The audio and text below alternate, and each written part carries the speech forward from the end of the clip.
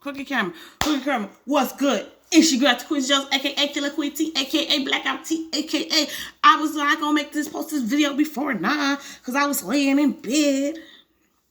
So we went to bed early. And we woke up mad ass early. We woke up so fucking early that we should have went back to fucking sleep right when we woke up. Elijah tried to hop on his tablet and he went to sleep watching his tablet. And I got my phone and I went to sleep watching my phone. So I am plugging y'all into, I'm sorry y'all, charge right now. And then I kept thinking to myself, we want to know what happened to Nance. Not we want to know, but I'm hoping, I ain't gonna have no time. I was gonna do a little send up in this bad boy, but I'm not. Well, no, I wasn't. I had bought a smoke machine and I wanted to test it. I went in the background, but not in this video. Y'all like, you bought a smoke machine? Out of all the damn things to, out of all the things to buy, you bought a smoke machine. Yes. Now stood at the stove slicing, this is chapter 13, slicing a second helping of roast pork. He draped it across his plate, dug into the pot of lukewarm mashed potatoes, and slung some on top of the sliced meat. More potatoes? He asked over his shoulders. Bonnie shook her head no. She lifted a string bean onto her fork. Thin as a rail these days, he said, pulling his child and sitting down. Ain't had much of an appetite. Girl, you need to be asking this man. Excuse me, Nancy, my husband. Are you having an affair? Do you have a secret life? I can't eat. I can't sleep. I don't want to stop you in your sleep. It's been a couple of weeks since Dewey Bradshaw's visit. Life had been quiet. Not a single baby had come along for almost 2 months. Even the meowing of a stray cat was enough to send Bonnie out to check her sewing basket and milk bins. She needed a child. Not just the feel of a young life, but to take her mind from her silly suspicions. Wouldn't be suspicious if you ask.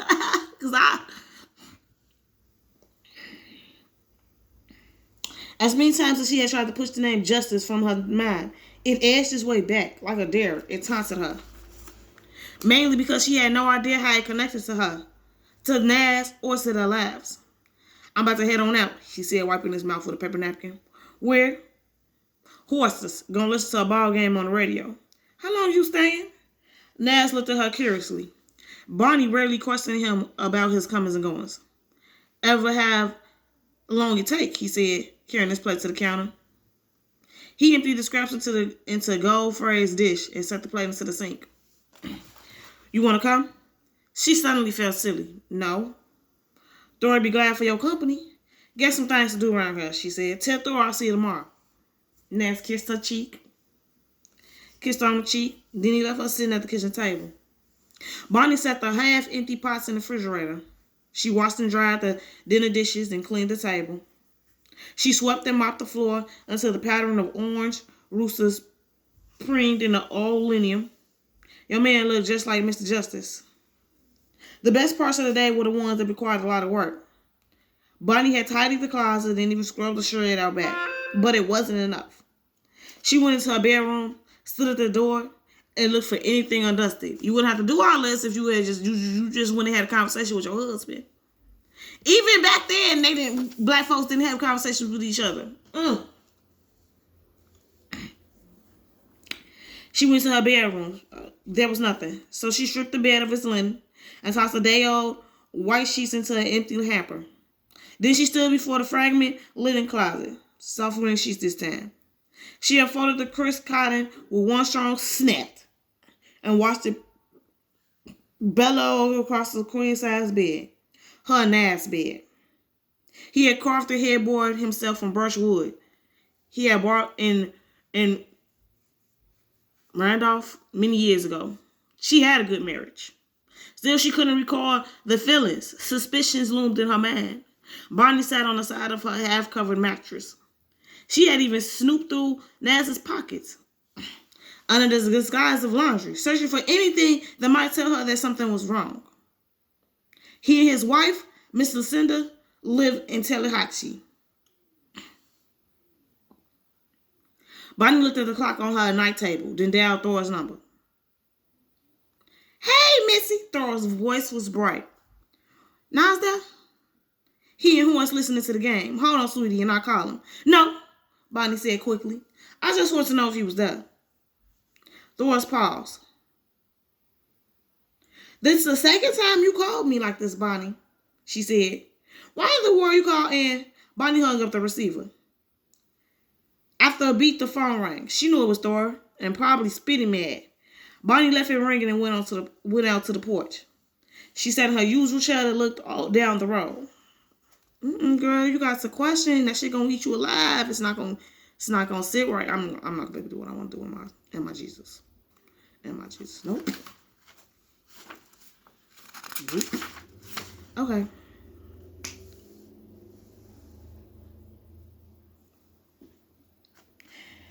This used to be the time of day she enjoyed most, but now the shadows were mostly with strange forms, and the trees were filled with whispers. Her mind ached with irresolution. She had thought about going to Tallahatchie, but realized how crazy the idea was. No, it's not. The fact that you won't talk to him, you might as well just go there then. And where would she go? Where was this Justice house? Tallahatchie was half the size of Cannon Creek, but she still had to find a place. Aside from a few people that had visited the Piney Grove Church, Bonnie didn't know any folks at Tallahatchie. Though she thought about Miss Minnie, an old woman who delivered more than 200 babies, would know everyone and where they lived. Go ask her. And try to piece together Miss Minnie's directions.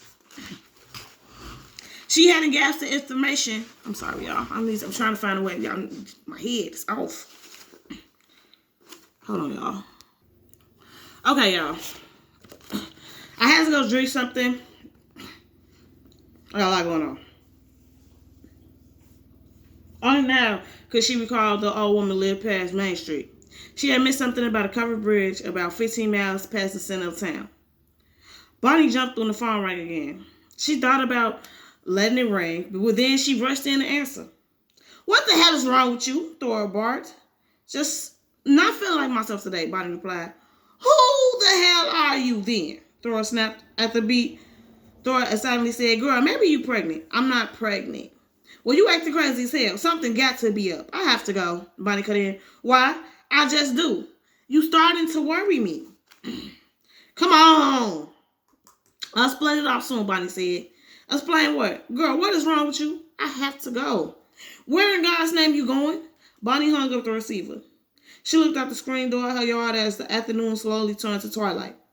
Her arms locked across her chest as if to anchor herself in place. She couldn't go. She wouldn't go. Bonnie's arms suddenly fell to her side. She slipped on her sweater, snatched her car keys from the table, and headed out the door. You going, girl. You remember the street, too? If you hadn't remembered the street, then I would be like, you ain't going. But the minute you remembered it was Main Street, she was near Main Street, you was like, all right, I got a direction, I'm going. Tallahatchie was at least an hour from Cannon Creek. And I was straight into the bush where arches of farmland flourished with cotton, peaches, and tobacco leaves the size of elephant ears. Bonnie soon hit the outskirts of Cannon Country. She drove a tree-lined path and lined with lush spring green, then turned onto a hill trail, the only road that extended through all three counties. Orange and pink lines marked the sky above the dry land. God's breathtaking landscape should be enough to wipe doubt from anyone, she thought. Suddenly, Bonnie felt like a fool, on her way to find some woman named Justice for no good reason. Same face Bonnie plopped on. 10 miles beyond the center of Tallahatchie, the scent of Walla Walla sweets wafted from the iron fields.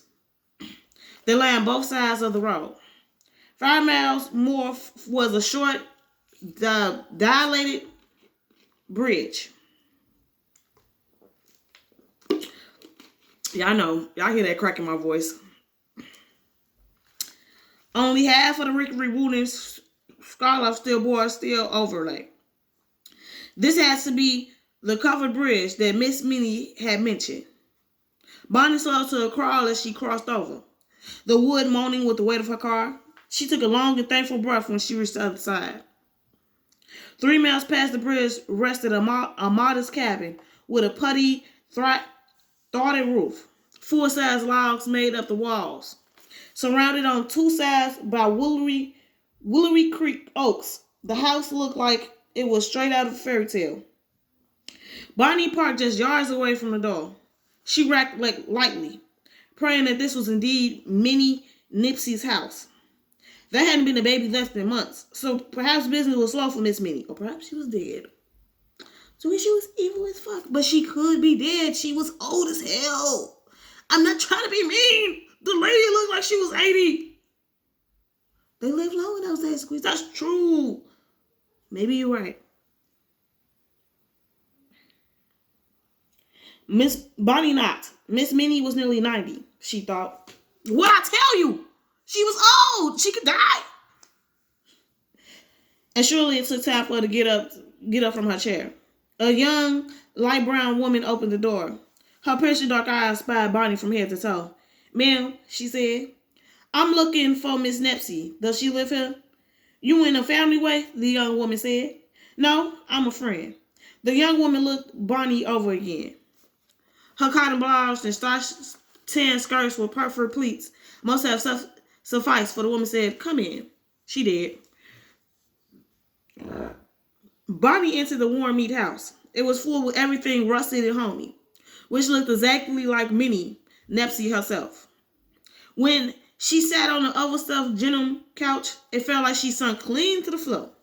A large mahogany bookshelf contained perhaps a dozen books, held one of the oldest Bibles that Bonnie had ever seen, as if soft leather cover seemed to be flaking away. The remainder of the wooden cabin looked to be used more like a pantry. Broad drawers and tall drawers of every color sparkled like expensive stained glass. They were full with beans, hominy, rice, preserves, and pickled everything, including chicken feet, hog snots, fish heads, and giblets. The young woman sat across from Bonnie in a pale green. She did. Why is it taking so long to tell us this? Armchair. Bonnie could see her resemblance to Miss Minnie. I was hoping that Miss Minnie could help me with a little matter. Bonnie started. Is she resting? Yes, ma'am, the girl answered. Resting with the Lord. Okay, I guess we didn't want her to just come out and be like, oh, she dead. My mama's dead. My mama has passed on, has gone to the other side. My mama is no longer on this of this earthly form. So if you don't stop, you is not about to start this many ways to say dead without saying dead.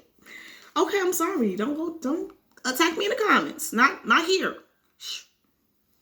Period. You understand what I'm saying? Just last month, the girl answered. My word, Bonnie whispered. When? Just last month, the girl answered. I'm Alex, her granddaughter. She told me about you, Bonnie said. Told me what a fine young woman you are and how proud she is of you. Thank you for saying. Alex wasn't a pretty girl, but her attraction arrived from a calmness inside of her. A peace which was rare for a young girl that looked to be no older than 18. Damn, you did. Oh, roundabout way of saying shorty ugly. Who is the writer of this book? She black? I had to check. The amount of racist shit you hear from black folks, you'll be surprised. So why she gotta be racist? Why the little girl had to be ugly? Huh? Oh, right. That's some racist shit. Bonnie shook her head sadly. I was wondering why no babies came to us in the last couple of months.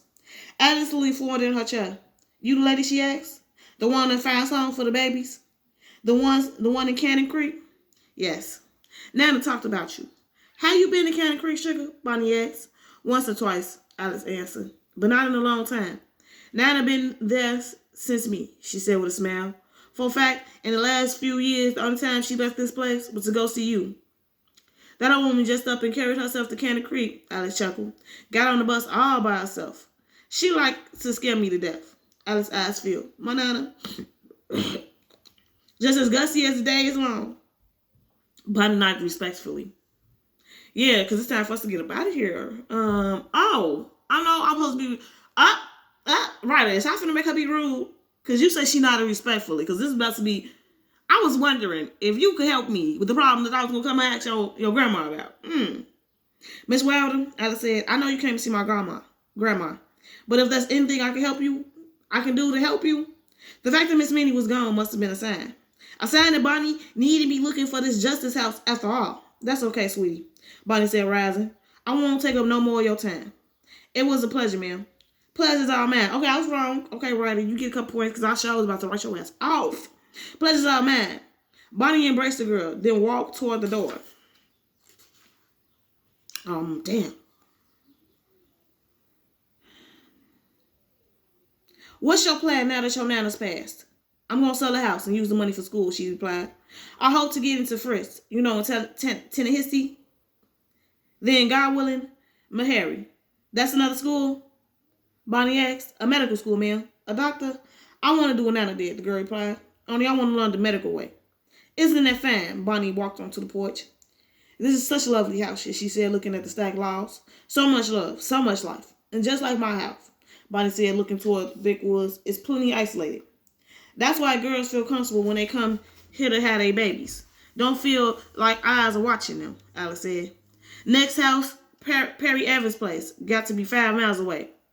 Miss Fisher, she followed 5 miles after that, and the justice, she didn't have to ask for it. She didn't have to ask for it. That's what I'm talking about. Just have a conversation and get the information without even knowing you getting information. And the justices is 10 miles past that even. Justices, Bonnie said. Miss Luna and her daughter Tammy. Bonnie stood at the bottom of the steps, the porch steps. She felt the hair on her arms rise. Oh, now you got to go. You said she got a daughter? This nigga done had a kid on you? Oh!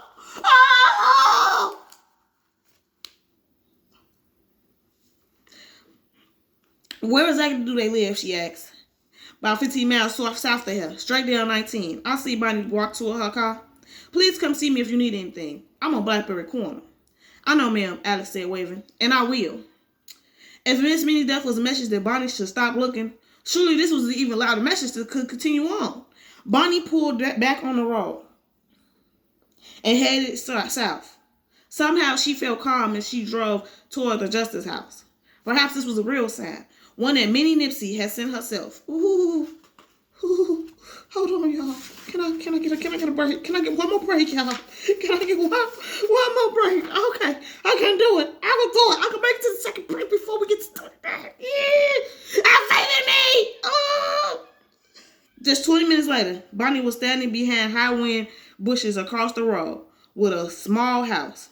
Night was arriving quickly, but enough daylight remained to get a full view. The house looked frightfully similar to her own in Blackberry Corner. The wraparound porch, the 3 rockers, and even a soda basket by the front door. Oh, please don't be your husband. Bonnie rested her shoulder against the thick trunk of a dying oak. This was all so ridiculous. Yet she couldn't walk away. Bonnie knew if this was Lucinda woman, she would know immediately. But no way. She hadn't even allowed herself to say the words. Oh, loud squawking suddenly pierced the quiet as a hen attacked a rooster, trying to draw blood. Feathers flew and dirt kicked up in a large red cloud. Through the dust, Bonnie saw a woman come out onto the porch carrying a bucket. Y'all need to hush, she yelled as she splashed the unruly birds. Lucinda? Bonnie felt her heartbeat quicken. Maybe this wasn't Lucinda. And if it was, who the hell was Lucinda anyway? This woman was tall, taller than she, and while Bonnie was as slender as the blade of grass, this woman was big-boned. Her shoulders were wide, her body was solid, and her ample breasts bounced under a yellow cotton dress. The woman set the bucket on the porch.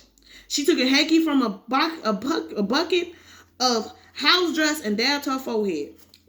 I'm going to put my finger there because I'm about to say, okay, Bonnie, why is we on some stalker shit right now? Why is we on some creeping shit right now? So you mean to tell me you sitting in your car just watching Shorty and giving us a description of her?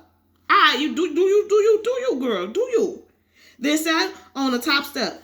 She smoothed her dress past her calves and leaned her forearms on her knees. Bonnie had to admit there was a raw prettiness to the woman. Her eyes were large and her face red and shining from sweat. Was an angler of the cherry oaks that lived up near Goffey. Her dark hair in 2 short, neat plaits brushed the sides of her cheeks. Bonnie shut her eyes to get hold of her nerves. She knew she should have made her presence known. But could she think of no words to even begin the conversation? This could be This could all be nothing, she kept reminding herself. And surely she was standing in these bushes looking at a woman who didn't have a thing to do with her. Bonnie took a breath and opened her eyes. The woman now had a cigarette in her hands. That's when Bonnie knew this couldn't be Lucinda. That's when she was certain this was all a stupid mistake, because Naz would never be with a smoking woman. Bonnie cursed herself for even the slightest doubt. That's how the fuck you want. Girl, get it together. Taqui, find a break. Find a fucking break. She started back to her car when her hand suddenly clasped down on her wrist. It happened so quickly that Bonnie could only see the back of a wild woman dragging her from the bushes. She tried to scram from the woman's grip, but the woman turned and flashed a look that warned that she would break Bonnie's arm. Oh! It was then that Bonnie realized that this was a child, no more than 15. Girl, you better not let no 15 scare you. The fuck wrong with you? You better smack a kid. Smack a kid right here. Her hair was in one large plait that jutted from the back of her thick neck like a hog's tail. Her chest beneath the dark t-shirt was flat, dense, and fleshy. What? Why are we going in so much depth about these kids' about people's chest up in this joint? We was going in depth about the mama chest. Now we're going in depth about the daughter chest. Like, what's going on? Oh, I'm rocking a gray shirt with not big boobs, but small, ample melons. What the fuck? Her thighs and the denim pedal pushers were like two stuffed sausages. This girl, I'm starting to think this is why you don't like black girls. Because she didn't, this is the second one. Okay, squeeze. Okay. But Younger knows the girl was determined to pull Bonnie from the bushes and never loosened her grip. Mama! The girl yelled. Look at here! She pulled Bonnie out the green. What the hell, the woman called? She wasn't watching you, Mama, the girl said, yanking Bonnie toward the porch. The woman stood up on the top step. She looked at Bonnie like her daughter had dragged something foul from the woods. She was a staring, the girl said. This about them damn senses, the wood mother barked. What? Bonnie felt herself begin to panic. She yanked at the girl's grip and the two tugged back and forth. Don't want to hear nothing about that mess today, the woman argued. And you ought to be ashamed of yourself, she rebuked, trying to get in folks' big personal affairs. I'm not from the senses, Bonnie yelled back. She yanked away from the daughter so hard that Bonnie stumbled backwards and stopped just short of falling. Her chest trembled as she fought her tears. She was embarrassed and scared, and her wrist thawed from where the girl had grabbed her. Bonnie tried to collect herself, but her voice shriveled when she said, I didn't mean to be lurking. I'm looking for the Justice House. The daughter stepped toward Bonnie. Why? Hush up, Tammy, the woman barked. Are you Miss Justice? Bonnie asked the woman. Might be, but I ain't got no time to be. The woman's eyes suddenly glittered like she had figured something out. Like she had placed the last piece in the intriguing puzzle. Suddenly she drew on her cigarette, complimenting Bonnie from head to toe. There was no threat in her auspicious observing. Just intense curiosity. Oh my God, he cheated on you and had a fucking kid. Oh, bring it to his grave. Oh my God. The woman shrugged casually. Nothing, she said, sitting on the porch step again. Go on to Miss Caroline and get me that stew pot. You sure? Tammy said. I'm fine. The girl slowly walked toward the bushes again. She looked back at the porch every so often until she disappeared into the woods. I'm finna break, y'all. Meanwhile, the woman just kept pulling on her cigarette. She hadn't taken her eyes off of Bonnie, and Bonnie allowed herself to look right back. Close up, the woman's features were even sharper and more defined. She wore no makeup, but had a large mole on her left cheek, just like Marilyn Monroe's. Oh, so because this might be the chick that your husband having an affair with, she gets to be a Marilyn Monroe, while everybody else gets to be just alright? What the fuck?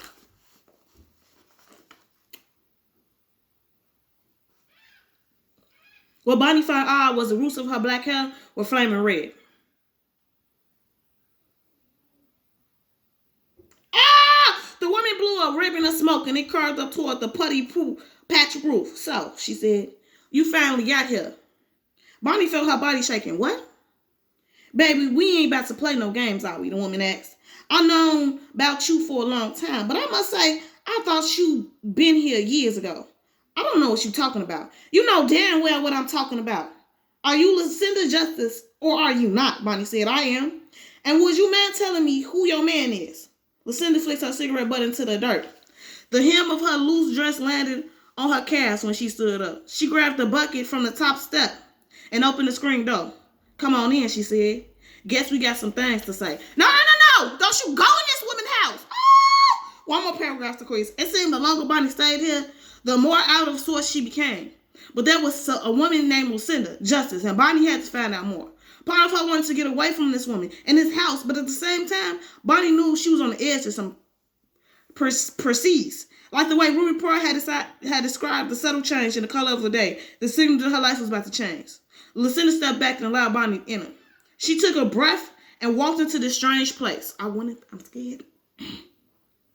Then the Justice home was dim and cool. Even in the darkening room, she could see the floors in the hall and the living room were buffed to a shine. The end of the house smelled like a mixture of cleaning pine and portrait cheese, similar to Bonnie's house. She cursed herself for comparison. But all at once, the thought of Nas coming to this place seemed possible. She couldn't help but look for signs of his presence. And every testament to that presence bore nothing but pain. She saw a pair of large brown slippers by the entrance to the living room, just like Nas liked.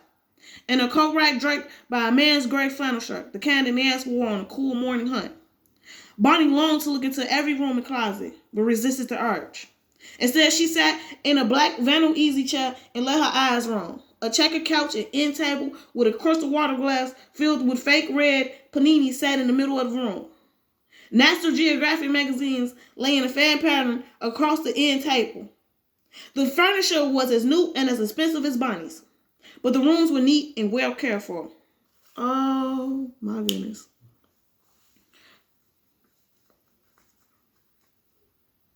Without excusing herself, Lucinda went to the kitchen. Bonnie could see the back of her and could hear the clanking of glasses and ice. She notioned just the edge of a tin-top table, like her mama used to cook on. Bonnie's eyes slowly scanned the living room, looking for anything else that might identify Nas. Baseball was his pride, but she saw none of it here. No pictures on the mantel amidst just rows of knickknacks. She saw no shed as she peered out a living room window. No shed, she thought, and no baseball trophies. Nas could live in a house without a shed, and certainly he couldn't exist without reminders of his own victories. Bonnie breathed a sigh of relief. This wasn't about Nas. This wasn't about her man. Okay, that's what I'm going to leave that at. So, why you sighing with relief? Oh my goodness. Oh my God, okay.